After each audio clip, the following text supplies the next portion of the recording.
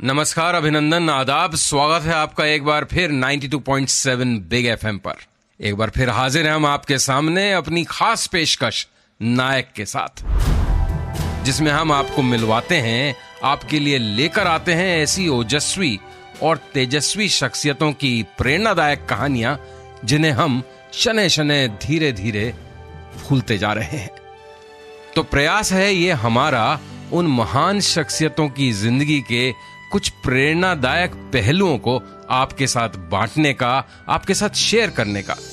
जिंदगी बादे फना तुझको मिलेगी हसरत, तेरा जीना तेरे मरने की बदौलत होगा। क्या बात है साहब। ये शेर है उस महान शायर का जिसे शायरी की दुनिया में हसरत और इतिहास में जाना जाता है अशफाक उल्लाह खान के नाम से। जी हां, अशफाक उल्लाह खान वो शख्स जिसका स्वाधीनता संग्राम के इतिहास में नाम स्वर्णिम अक्षरों में दर्ज है, जिसने हंसते हंसते महज 26 साल की उम्र में फांसी का फंदा चूम लिया था, जो अंग्रेजों के सामने उनकी तमाम कोशिशों के बावजूद झुका नहीं, उल्टा उन पर इल्जाम लगाया कि तुम हिंदू मुसलमान को बांटने की कोशिश कर रहे हो और ये कोशिश मैं कामयाब नहीं होने दूंगा। जी हां, हमारे आज के नायक हैं अशफाक उल्लाह खान, जिनका नाम क्रांतिकारियों की उस प्रथम पंक्ति में है जिसमें भगत सिंह, सुखदेव, राजगुरु, चंद्रशेखर आजाद इत्यादि का नाम है। तो आज का ये कार्यक्रम नायक अशफाक उल्लाह खान की मेमोरी को, उनकी याद को समर्पित है। नायक तो बताऊंगा मैं आज आपको कि कैसे अशफाक उल्लाह खान के खानदान पर लगा था एक बार गद्दारी का भी दाग और कैसे धो दिया उसे अशफाक उल्लाह खान ने। साथ ही बात करेंगे हम कि कैसे अशफाक उल्लाह खान की मुलाकात एक और जबरदस्त क्रांतिकारी राम प्रसाद बिस्मिल से हुई शेरो शायरी के मुकाबले में। साथ ही बताऊंगा आपको कि कैसे एक बार अशफाक उल्लाह खान और उनके नौजवान साथियों ने बजा दिया बगावत का बिगुल महात्मा गांधी के खिलाफ। होंगे कई और प्रेरणादायक और कुछ कम सुने किस्से अशफाक उल्लाह खान की जिंदगी से जुड़े हुए। आप सुन रहे हैं नायक, बात कर रहे हैं महान शहीद क्रांतिकारी अशफाक उल्लाह खान की, सिर्फ 92.7 बिग एफएम पर। नमस्कार, अभिनंदन, आदाब। स्वागत है आपका 92.7 बिग एफएम पर। आप सुन रहे हैं हमारी खास पेशकश नायक, जिसमें हम आज बात कर रहे हैं अमर शहीद महान क्रांतिकारी अशफाक उल्लाह खान की। मैं हूं संजीव श्रीवास्तव। अशफाक उल्लाह खान का जन्म उत्तर प्रदेश के शहीदगढ़ शाहजहांपुर में रेलवे स्टेशन के पास कदन खैल जलाल नगर मोहल्ले में हुआ था। तारीख थी 22 अक्टूबर, सन था 1900। पिता का नाम था मोहम्मद शफीक उल्लाह खान। अशफाक अपने भाई बहनों में सबसे छोटे थे, इसलिए सबसे ज्यादा लाड़ प्यार भी घर में उन्हीं को मिलता था। उनकी प्रारंभिक शिक्षा एक अंग्रेजी माध्यम के स्कूल में हुई। धीरे धीरे अशफाक पढ़ने लिखने के बहुत शौकीन हो गए। उन्होंने ढेरों किताबें पढ़ी, उर्दू, फारसी, हिंदी, अंग्रेजी में। शायद ही उस वक्त की कोई ऐसी किताब होगी जानी मानी जिसे अशफाक ने नहीं पढ़ा हो। उन्हें विशेष आनंद आता था जंग के हालात वाली किताबें पढ़ने में, क्रांतियों के बारे में पढ़ने में, और इसी दौर में उनके मन में क्रांतिकारी विचारों का जन्म भी होने लगा था। अपनी डायरी में अशफाक ने अपने खानदान का भी जिक्र किया है। उनके बाप दादाओं के खानदान में तो एक भी ग्रेजुएट नहीं था, लेकिन उनकी ननिहाल पक्ष के सभी लोग उच्च शिक्षित थे और उच्च पदों पे आसीन थे। उनमें से कई डिप्टी कलेक्टर थे, सब जुडिशियल मजिस्ट्रेट थे, मतलब अच्छे सरकारी ओहदों पर बैठे हुए मुलाजिम थे। 1857 के गदर के दौरान उनके ननिहाल पक्ष के लोगों ने क्रांतिकारियों का साथ नहीं दिया था। जनता ने गुस्से में आकर उनकी आलीशान कोठी को आग के हवाले कर दिया था और वह कोठी आज भी पूरे शहर में जली कोठी के नाम से मशहूर है। लेकिन अशफाक ने अपनी कुर्बानी देकर ननिहाल वालों के नाम पर लगे इस बदनुमा दाग को हमेशा के लिए धो दिया। आगे बताऊंगा आपको उस शायराना मुलाकात के बारे में जो भारत के दो महान क्रांतिकारी सपूतों राम प्रसाद बिस्मिल और अशफाक उल्लाह खान के बीच हुई। कैसे और कब, जानने के लिए बने रहिए मेरे यानी संजीव श्रीवास्तव के साथ। आप सुन रहे हैं नायक, बात कर रहे हैं हम महान क्रांतिकारी अशफाक उल्लाह खान की, सिर्फ 92.7 बिग एफएम पर। नमस्कार, अभिनंदन, आदाब। आप सुन रहे हैं हमारी खास पेशकश नायक। मैं हूं संजीव श्रीवास्तव। बात कर रहे हैं महान क्रांतिकारी अमर शहीद अशफाक उल्लाह खान की, सिर्फ 92.7 बिग एफएम पर। तो कैसे अशफाक उल्लाह खान की मुलाकात हुई एक और महान क्रांतिकारी राम प्रसाद बिस्मिल से, इस अंदाज में जैसे कोई शेर और शायरी का मुकाबला चल रहा हो। बहुत दिलचस्प किस्सा है। हुआ यूं कि अशफाक के बड़े भाई थे रियासतुल्लाह। एक रोज उनके बड़े भाई रियासत ने अशफाक से कहा कि एक शख्स हैं जिनका नाम है राम प्रसाद बिस्मिल। बड़े ही उम्दा शायर हैं वो, बहुत काबिल इंसान भी हैं, बहुत बड़े देशभक्त हैं, बड़े क्रांतिकारी हैं। ये वो दौर था जब अंग्रेजों को चकमा देकर राम प्रसाद बिस्मिल फरार थे। अब अशफाक के मन में बिस्मिल से मिलने की इच्छा जाग उठी, लेकिन मुलाकात नहीं हो पाई। 1920 में जब अंग्रेजों ने एक आम मुआफी का ऐलान किया तो राम प्रसाद बिस्मिल अपने वतन शाहजहांपुर वापस लौटे। उनके लौटने की चर्चा बड़ी तेजी से फैली। अशफाक भी कई बार बिस्मिल से मिले, लेकिन बिस्मिल के मन में वो कोई अपनी अलग जगह नहीं बना पाए जैसा कि वो चाहते थे। फिर एक दिन अचानक रात को खन्नौत नदी के किनारे सुनसान जगह पर एक मीटिंग हो रही थी क्रांतिकारियों की, और अशफाक भी वहां जा पहुंचे। मीटिंग में बिस्मिल के एक शेर का जवाब उन्होंने अपने उस्ताद जिगर मुरादाबादी की गजल के नुक्ते से दिया था। बिस्मिल ने कहा था, बहे बहरे फना में जल दिया रब, लाश बिस्मिल की कि भूखी मछलियां हैं जौहरे शमशीर कातिल की। तो अशफाक ने आमीन कहते हुए जवाब दिया, जिगर मैंने छुपाया लाख अपना दर्द गम, लेकिन बयां कर दी मेरी सूरत ने सारी कैफियत दिल की। इस शेर के बाद तो बिस्मिल अशफाक के मुरीद हो गए। बिस्मिल ने उन्हें पास बुलाया और पूछा, भाई कौन हो तुम? अशफाक ने अपना परिचय दिया, अपने बड़े भाई का जिक्र किया, कहा कि मैं उर्दू जुबान का शायर हूं। अब बिस्मिल ने उन्हें अलग से मिलने के लिए बुलाया। घर वालों के लाख मना करने के बावजूद अशफाक बिस्मिल से मिलने पहुंचे। बड़ी लंबी उनकी बातचीत हुई। उसके बाद बिस्मिल ने कहा कि वो उनकी पार्टी मातृ देवी के एक्टिव मेंबर बन जाएं। यूं कह सकते हैं कि इसके बाद ही अशफाक उल्लाह खान उस रास्ते पर आगे बढ़े जिस पर चलते चलते एक दिन उन्हें फांसी का फंदा चूमना था। अशफाक उल्लाह खान और राम प्रसाद बिस्मिल की दोस्ती इतनी गहरी थी कि एक दिन तो बड़ा ही अजब गजब सा किस्सा हुआ। रात को अशफाक को जैसे दौरा पड़ गया और वो बार बार राम राम कह के पुकारने लगे। माता पिता रिश्तेदारों ने बहुत कहा कि भाई तुम मुसलमान हो, खुदा खुदा कहो, ये क्या राम राम की रट लगा रखी है। अब किसी के ये समझ में नहीं आ रहा था कि वो राम राम या खुदा खुदा को नहीं, वो तो राम प्रसाद बिस्मिल को याद कर रहे थे। वे एक दूसरे को राम और कृष्ण कहते थे। आगे बताऊंगा आपको कि कैसे अशफाक उल्लाह खान, राम प्रसाद बिस्मिल और उनके नौजवान साथियों ने एक बार तो खोल दिया मोर्चा महात्मा गांधी के खिलाफ ही, खड़े हो गए उनके सामने उनकी खिलाफत करने के लिए। क्या था वो किस्सा, क्या हो गया था तब ऐसा, जानने के लिए बने रहिए मेरे यानी संजीव श्रीवास्तव के साथ। आप सुन रहे हैं नायक। बात कर रहे हैं महान क्रांतिकारी अशफाक उल्लाह खान की, सिर्फ 92.7 बिग एफएम पर।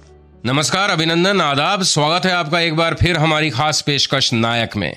बात कर रहे हैं हम आज महान क्रांतिकारी अशफाक उल्लाह खान की। मैं हूं संजीव श्रीवास्तव और आप सुन रहे हैं 92.7 बिग एफएम। तो आखिर ऐसा क्या हुआ एक दिन कि महात्मा गांधी के खिलाफ ही मोर्चा खोल दिया अशफाक उल्लाह खान, राम प्रसाद बिस्मिल और उनके सहयोगी हसरत मोहानी ने। बात यह थी कि अशफाक उल्लाह खान काफी दूरदर्शी थे। उनको इस बात का एहसास था कि देश आजाद सिर्फ क्रांतिकारियों की बदौलत नहीं हो पाएगा। अशफाक की सलाह पर ही राम प्रसाद बिस्मिल और कुछ अन्य नौजवान क्रांतिकारियों ने कांग्रेस में भी धीरे धीरे अपनी पैठ जमानी शुरू कर दी थी। 1921 में अहमदाबाद कांग्रेस अधिवेशन के दौरान बिस्मिल ने उनकी मुलाकात मौलाना हसरत मोहानी से भी करवाई, जो पूर्ण स्वराज के पक्षधर थे। जब गांधी जी ने इस प्रस्ताव का विरोध किया तो शाहजहांपुर के क्रांतिकारी कांग्रेसी नवयुवकों ने, जिसमें अशफाक उल्लाह खान, राम प्रसाद बिस्मिल इत्यादि शामिल थे, उन्होंने गांधी जी का जमकर विरोध किया और खूब हंगामा मचाया उस बैठक में। आखिरकार गांधी जी को न चाहते हुए भी पूर्ण स्वराज का प्रस्ताव स्वीकार करना पड़ा। लेकिन दिसंबर 1922 में जब गांधी जी ने असहयोग आंदोलन वापस ले लिया तो फिर ये क्रांतिकारी नवयुवक उनके खिलाफ खड़े हो गए और उनसे सवाल पूछा कि आपने किन से पूछकर असहयोग आंदोलन वापस लिया। आगे चलकर इन्हीं क्रांतिकारी नवयुवकों ने Hindustan socialist Republican army HSRA का भी गठन किया। ये वो दौर था जब क्रांतिकारियों के पास पैसे की बहुत किल्लत थी, साधनों की बहुत कमी थी। लेकिन एक बार जब बिस्मिल ने सरकारी खजाना लूटने की योजना बनाई तो अशफाक वो एकमात्र क्रांतिकारी थे उस बैठक में जिन्होंने इसका खुलकर विरोध किया। इस पर दूसरे क्रांतिकारियों ने ताना मारा कि पंडित जी, हमारी पार्टी में एक मुस्लिम को शामिल करने की जो आपने जिद की थी अब उसको भुगती है, हम लोग तो चलें। इस पर अशफाक उल्लाह खान साहब बोले कि पंडित जी यानी बिस्मिल हमारे लीडर हैं, उनका फैसला हमें मंजूर है। हम आज कुछ नहीं कहेंगे लेकिन कल सारी दुनिया देखेगी कि एक पठान ने इस कारनामे को, इस एक्शन को किस तरह अंजाम दिया। आगे बताऊंगा आपको कि किस तरह से इस पठान ने, अशफाक उल्लाह खान ने काकोरी कांड में जबरदस्त बहादुरी दिखाई और कैसे अपने हाथों से तोड़ दी फौलादी तिजोरी। बने रहिए मेरे यानी संजीव श्रीवास्तव के साथ। आप सुन रहे हैं नायक, सिर्फ 92.7 बिग FM पर। नमस्कार, अभिनंदन, आदाब, स्वागत है आपका एक बार फिर 92.7 बिग FM पर। आप सुन रहे हैं हमारी खास पेशकश नायक, जिसमें हम आज बात कर रहे हैं अमर शहीद महान क्रांतिकारी अशफाक उल्लाह खान की। मैं हूं संजीव श्रीवास्तव। 9 अगस्त 1925 की शाम थी। काकोरी स्टेशन से जैसे ही ट्रेन छूटी, राजेंद्र नाथ लाहिड़ी ने चेन खींची और उसे रोक दिया। अशफाक कूद कर ट्रेन पर चढ़े और रेल ड्राइवर की कनपटी पर तान दी अपनी पिस्तौल। उधर रामप्रसाद बिस्मिल ने गार्ड को जमीन के मुंह पर औंधे लिटाते हुए खजाने का बक्सा ट्रेन से नीचे गिरा दिया। अब तिजोरी नीचे तो गिर गई लेकिन इतनी मजबूत थी कि किसी से टूट नहीं रही थी। एक के बाद एक क्रांतिकारियों ने हाथ आजमाए लेकिन विफल। फिर अशफाक उल्लाह खान ने पकड़ाई अपनी पिस्तौल एक दूसरे क्रांतिकारी को और टूट पड़े उस तिजोरी पर एक भारी भरकम हथौड़ा लेकर। पूरी ताकत से पिल पड़े वो। अशफाक एक के बाद एक वार करते रहे और आखिरकार तिजोरी टूट गई। सबने उस दिन उनकी फौलादी ताकत का नजारा देखा था। इस घटना के बाद पुलिस की दबिश इतनी बढ़ गई थी, पूरे देश में क्रांतिकारियों की गिरफ्तारियां हो रही थी। लेकिन अशफाक पुलिस की आंखों में धूल झोंक फरार हो गए थे। पहले वो नेपाल गए, फिर वहां से कानपुर निकल गए। कानपुर आकर गणेश शंकर विद्यार्थी के प्रताप प्रेस में वो कुछ दिनों तक छिपे रहे। वहां से फिर बनारस होते हुए बिहार के डाल्टनगंज में पहुंचे, जहां उन्होंने छुपकर एक नौकरी शुरू कर दी। फिर वहां से वापस लौटकर कानपुर आए। फिर वो राजस्थान के रास्ते दिल्ली पहुंच गए। पीछे पीछे पुलिस, आगे आगे अशफाक उल्लाह खान। दिल्ली पहुंच अशफाक उल्लाह खान ने पासपोर्ट बनवाकर विदेश भागने की योजना बनाई, लेकिन किसी भेदिये ने दिल्ली खुफिया पुलिस को उनकी खबर दे दी। कुछ लोगों का मानना है कि जिस शख्स के यहां अशफाक उल्लाह खान रुके थे, उसी ने उनका राज पुलिस तक पहुंचाया था। आगे बताऊंगा आपको कि जेल से क्या दिया था अपना आखिरी संदेश देश के नाम अशफाक उल्लाह खान ने। बहुत ही प्रेरणादायक और रोंगटे खड़े कर देने वाली बात अशफाक उल्लाह खान ने कही थी। जानने के लिए बने रहिए मेरे यानी संजीव श्रीवास्तव के साथ। आप सुन रहे हैं नायक, सिर्फ 92.7 बिग FM पर। नमस्कार, अभिनंदन, आदाब, स्वागत है आपका एक बार फिर 92.7 बिग FM पर। आप सुन रहे हैं हमारी खास पेशकश नायक। बात कर रहे हैं हम आज महान क्रांतिकारी अशफाक उल्लाह खान की। मैं हूं संजीव श्रीवास्तव। तो फांसी के फंदे को चूमने से पहले, मौत को गले लगाने से पहले, वो क्या था आखिरी पैगाम अशफाक उल्लाह खान साहब का अपने देशवासियों के नाम। उन्होंने उस दिन जो सीख दी थी वो देशवासियों के लिए आज भी उतनी ही प्रासंगिक है। आज भी उतना ही जरूरी है हम सब के लिए उनकी उस बात को आत्मसात करना, याद रखना और उस पर अमल करना।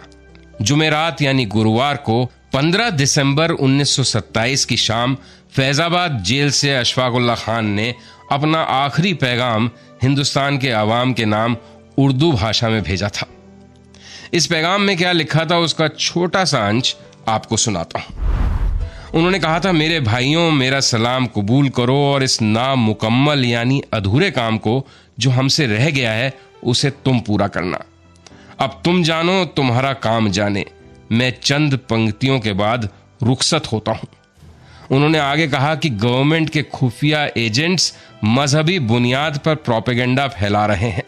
इन लोगों का मकसद मजहब की हिफाजत या तरक्की नहीं है, बल्कि चलती गाड़ी में रोड़ा अटकाना है। आगे लिखते हैं अशफाक उल्लाह खान साहब कि मेरे पास वक्त नहीं है और ना मौका है कि सब कच्चा चिट्ठा खोल कर तफसील से रखूं आपके सामने। बस आप मेरे इशारे को समझ लीजिए और ध्यान रखिएगा इस बात का। बिस्मिल ने अशफाक उल्लाह खान को यह सलाह दी कि जिस तरह से शतरंज के खेल में हारी हुई बाजी जीतने के लिए कभी कदार अपने मोहरे मरवाने भी पड़ते हैं, ठीक उसी तरह से तुम भी अगर माफीनामा दायर कर दो तो मौत की सजा से बच सकते हो और देश की कुछ और सेवा कर सकते हो, कुछ और देश के काम आ सकते हो। अशफाक उल्लाह खान ने अपना माफीनामा दायर कर दिया, लेकिन अंग्रेज सरकार और उनके जज उनके झांसे में नहीं आए।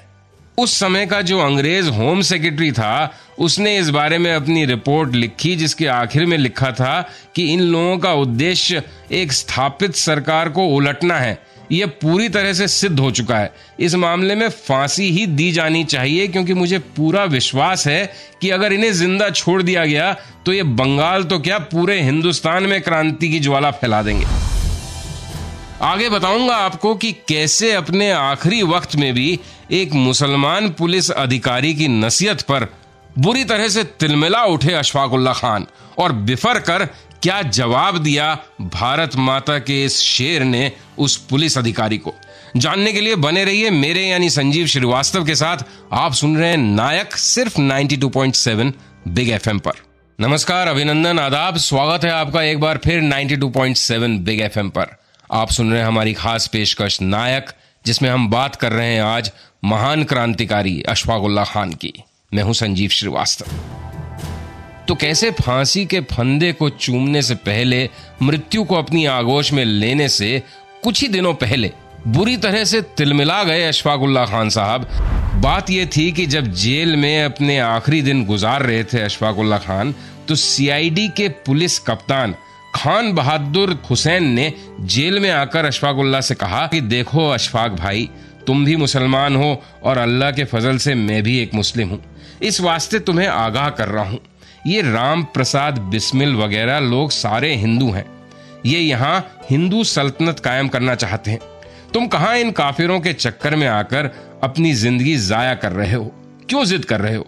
मैं तुम्हें आखिरी बार समझाता हूं मियाँ, मान जाओ, फायदे में रहोगे। अशफाक ने सुना और उनका खून खौल उठा। गर्म हो गए बुरी तरह से वो और गुस्से में लाल पीले होकर बोले, खबरदार हुसैन साहब, अपनी जुबान संभालिए। पंडित जी यानी राम प्रसाद बिस्मिल को मैं आपसे ज्यादा जानता हूं। उनका मकसद यह बिल्कुल नहीं है, और अगर हो भी तो हिंदू राज्य तुम्हारे इस अंग्रेजी राज्य से कहीं बेहतर होगा। आपने उन्हें काफिर कहा, इसके लिए मैं आपसे यही दरख्वास्त करूंगा कि मेहरबानी करके आप इसी वक्त यहां से तशरीफ ले जाएं, वरना मेरे ऊपर दफा कत्ल का एक और केस कायम हो जाएगा। सोमवार का दिन था, तारीख थी 19 दिसंबर 1927। अशफाक उल्लाह खान रोजाना की तरह सुबह जल्दी उठे, स्नान किया, फिर कुरान की आयतों को दोहराया और किताब बंद करके उसे आंखों से चूमा। फिर अपने आप जाकर फांसी के तख्ते पर खड़े हो गए और कहा, मेरे हाथ इंसानी खून से नहीं रंगे हैं, खुदा के यहां मेरा इंसाफ होगा। फिर अपने आप ही फांसी का फंदा उन्होंने अपने गले में डाल लिया। अशफाक की लाश को उनके पुश्तैनी मकान के सामने वाले बगीचे में दफना दिया गया। अशफाक की मजार पर संगमरमर के पत्थर पर अशफाक उल्लाह की लिखी हुई पंक्तियां ही गढ़ी हुई हैं। जिंदगी बादे फना तुझको मिलेगी हसरत, तेरा जीना तेरे मरने की बदौलत होगा। तो ऐसे थे हमारी आजादी के परवाने, महान क्रांतिकारी, अमर शहीद अशफाक उल्लाह खान। तो इसके साथ ही मुझे यानी संजीव श्रीवास्तव को दीजिए अनुमति। कल रात 8 बजे एक बार फिर हाजिर होता हूं आपके सामने एक नए नायक की कहानी के साथ। उम्मीद करता हूं कि आप इंतजार करेंगे। नमस्कार, शुभ रात्रि, गुड नाइट।